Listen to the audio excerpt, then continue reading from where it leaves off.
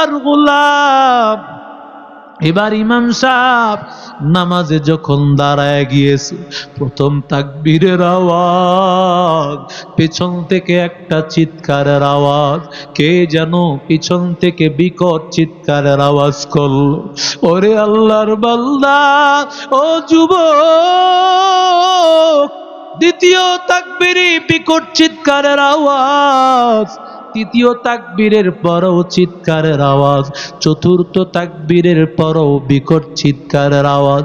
সালাম ফিরানোর পর হুজুর জিজ্ঞাসা করতেছে, কোন আল্লাহর বান্দা এমন ভাবে বিকট আওয়াজ করেছো? আল্লাহর বান্দা ডাক দিয়া বলে, হযরত, আমি করেছি, কারণ যেই জানাজাটা নিয়ে দাঁড়াইছেন এটা আমার বাবার লাশ। আমার বাবা আমারে কত বড় শিক্ষিত বানাইলো, আমার বাবা আমারে ব্যারিস্টার বানাইলো, আমার বাবা লক্ষ লক্ষ টাকা কামানোর রাস্তা করায় দিল, বাড়ি দিল, গাড়ি দিল, কিন্তু আমার বাবা শিখাইলো না একজন মানুষ দুনিয়া থেকে চলে গেলে বাবা যখন চলে যাবে বাবারে শেষ বিদায় কি দিয়া বড়াইব। ওরে আল্লাহর বান্দা, মাদ্রাসাগুলোতে প্রদর্শনী দেখানো হয়, ছোট্ট ছোট্ট বাচ্চাগুলো কি সুন্দর করে জানাজা পড়ায়। ওরে আল্লাহর বান্দা যুবক, মনটা চায় না তোর জানাজা তোর সন্তানরা পড়া? মনটা কি চায় না রে বাবা তোর জন্য তোর সন্তান কবরের সামনে দাঁড়াইয়া এই দোয়া করুক, রব্বির হামহুমা কামা রব্বায়ানি সগীরা। কারণ সন্তান যখন মা বাবার জন্যই দোয়া করবে, দোয়া করতে দেরি হবে, সাথে সাথে আল্লাহ কবুলার কুদরত। আল্লাহর বান্দা হঠাৎ করে তার বাবারে হারাইয়া, এবার আল্লাহর বান্দা বাবারে যেদিন হারাইছে এবার তার জানাজার নামাজ পড়াবে কে? জানাজার নামাজ তো সে পড়াইতে জানবে না, পড়াবে তো মসজিদের ইমাম সাহেব, পড়াবে তো মাওলানা সাদ্দাম হুসাইন সাহেব। ওরে আল্লাহর বান্দা যুবক, ও আল্লাহর গোলাম। এবার ইমাম সাহেব নামাজে যখন দাঁড়ায় গিয়েছে, প্রথম তাকবীরের আওয়াজ, পেছন থেকে একটা চিৎকারের আওয়াজ, কে যেন পিছন থেকে বিকট চিৎকারের আওয়াজ করলো, ওরে আল্লাহর বান্দা, ও যুবক। দ্বিতীয় তাকবীরে বিকট চিৎকারের আওয়াজ, তৃতীয় তাকবীরের পরও চিৎকারের আওয়াজ, চতুর্থ তাকবীরের পরও বিকট চিৎকারের আওয়াজ। সালাম ফিরানোর পর হুজুর জিজ্ঞাসা করতেছে, কোন আল্লাহর বান্দা এমন ভাবে বিকট আওয়াজ করেছো? আল্লাহর বান্দা ডাক দিয়া বলে, হযরত, আমি করেছি, কারণ যেই জানাজাটা নিয়ে দাঁড়াইছেন এটা আমার বাবার লাশ।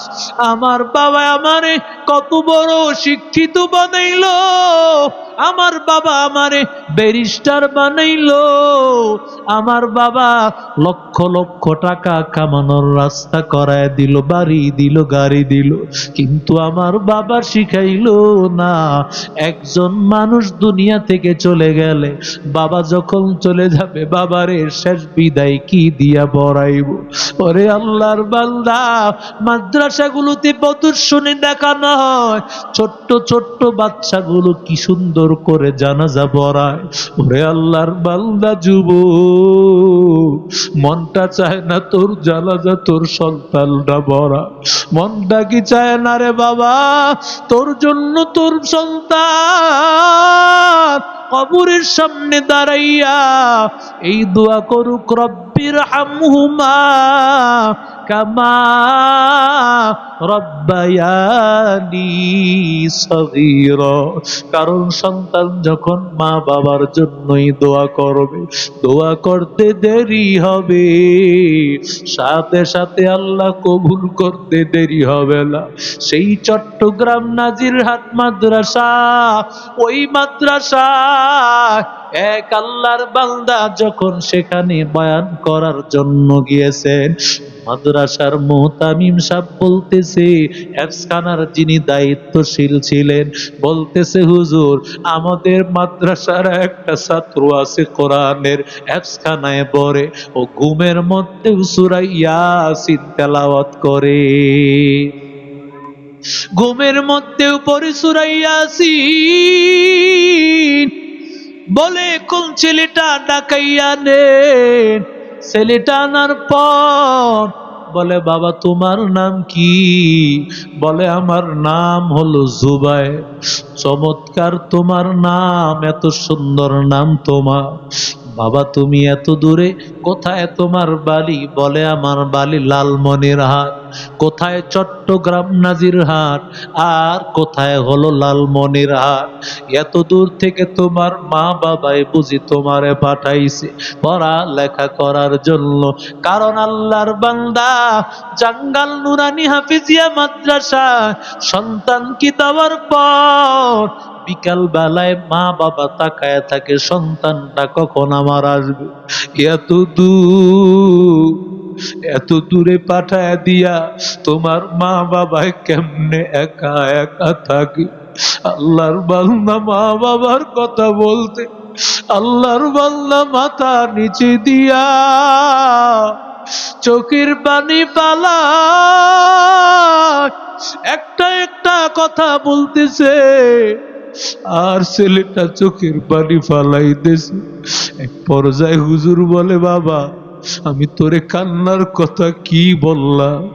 বলে, হুজুর এমনিতেই কান্না আসে না, কান্নার পেছনে বড় বড় ব্যথা আছে, কান্নার পেছনে বড় বড় ব্যথা। আল্লাহর বান্দা ডাক দিয়ে বলে, হুজুর এই যে আমার জামা, আজকে 3 সপ্তাহ হয়ে যায়, জামাটা আমি ধৌত করব, একটা সাবান কেনার টাকাটা আমার কাছে নাই। হুজুর বলে, তাহলে বাবা, তাহলে কি তোর মা নাই? তাহলে কি তোর বাবাই নাই? বলে, হুজুর আমি বড় এতিম। আমার বাবা লালমনিরহাটে ট্রাক্টর চালাইতো, চালাইতে গিয়ে আমার বাবা গাড়ির অ্যাক্সিডেন্টে আমার বাবা রাস্তার সাথে একেবারে শেষ হয়ে গেছে। আমার বাবা দুনিয়াতে নাই। এর কিছুদিনের মাথায় আমার মাও বিদায় হয়ে গেছে। আমাকে তোমাকে এখানে ভর্তি করেছে কে? বলে, আমার চাচা। চাচা তো চাচা, বাবা তো বাবা। চাচা তো কোনোদিন বাবার মতো হতে পারে না। ওরে আল্লাহর বান্দা যুবক বলে, বাবা চাচা কি তোমার খবর নেয় না? কয়, না না, মাদ্রাসা বন্ধ হয়ে যায়, সবাই বাড়িতে যায়, আমি কই যাব? আমার যাওয়ার রাস্তা নাই, আমি মাদ্রাসায় পড়িয়া থাকি। একদিন রাতের বেলায় আমি ঘুমাইয়াছি, আমার পাশের চিটে আল্লাহর এক বান্দা ছাত্ররা মাঝে মধ্যে গোপনে পলাইয়া মোবাইল ফোন ব্যবহার করে, যদিও ধরতে পারলে হুজুররা বহিষ্কার করে দেয়। ছাত্র গোপনে মোবাইল ফোন চালায়, রাত্রে বেলায় মাকে ফোন দিয়া বলে, মা নাস্তার টাকা শেষ হয়ে গিয়েছে, মা কাপড় লন্ড্রি করার টাকা শেষ হয়ে গেছে, টাকা পাঠা। ওই ছেলেটার কলিজা ছিঁড়িয়ে গিয়েছে, কারণ ও কারে মা বলিয়া বলবে, মাগু টাকা পাঠাও। ওর যেই কথা বলার দুনিয়াতে কেউ নাই। আল্লাহর বান্দা বলে হুজুর আমি আর টিকতে পারলাম না, আমি ঘুম থেকে উঠিয়া গেলাম। ঘুম থেকে উঠিয়া আমি ওযু বানাইয়া 2 রাকাত নামাজ আদায় করলাম, আর আমি আল্লাহর কালাম তেলাওয়াত করলাম, সূরা ইয়াসিন তেলাওয়াত করেছি।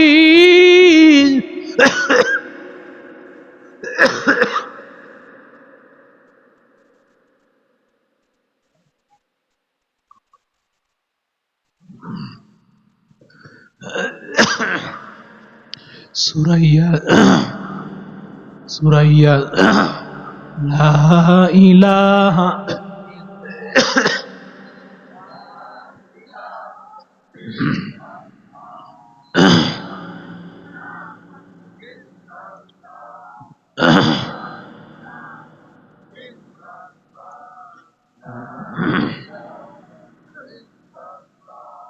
লা ইলাহা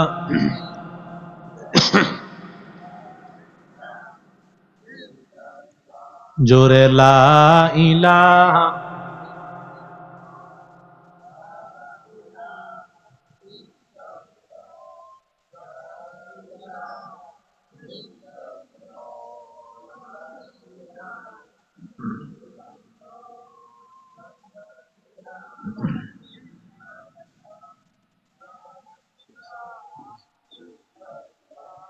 লা ইলাহা ইল্লাল্লাহু মুহাম্মাদুর রাসূলুল্লাহ সাল্লাল্লাহু আলাইহি ওয়াসাল্লাম। আল্লাহর বান্দা সূরা ইয়াসিন তেলাওয়াত করে যখন রাতের বেলায় ঘুমায় গেল, আল্লাহর বান্দা ডাক দিয়া বলে হুজুর আমি রাতের বেলায় স্বপ্ন দেখতেছি। আমার মায়া ডাক দিয়া বলে রে সন্তান তুই সূরা ইয়াসিন তেলাওয়াত কর, কারণ যখন সূরা ইয়াসিন তেলাওয়াত করো আমি মার কবরে এক ফেরেশতা পাখা দিয়া বাতাস করতে থাকে। আল্লাহু আকবার বলে তুমি যতক্ষণ সূরা ইয়াসিন পড়ো ততক্ষণ বাতাস করতে থাকে। ওরে আল্লাহর বান্দা, সে ছাত্রটা বলে হুজুর আমি এই জন্য ঘুম থেকে জাগ্রত হইয়া আমি দেখি তেলাওয়াত করতেছি, কে আমারে পড়ায় আমি জানি না। ওরে আল্লাহর বান্দা, ও যুবক আজকে দেখি পাক্কা ওয়াদা কর কোরআনটা শুদ্ধ করবি। ওরে সন্তানের মা, ও সন্তানের বাবা, সন্তানটারে কোরআনওয়ালা বানাবো, রাজি আছি? রাজি আছি? সন্তানটারে হাফেজ বানাবো, আলেম বানাবো, সন্তানটারে কোরআনের দ্বারক বাহক বানাবো। আল্লাহ আমাদের সব ভাইকে কবুল করেন, আমিন। আরো জোরে বলেন না আমিন।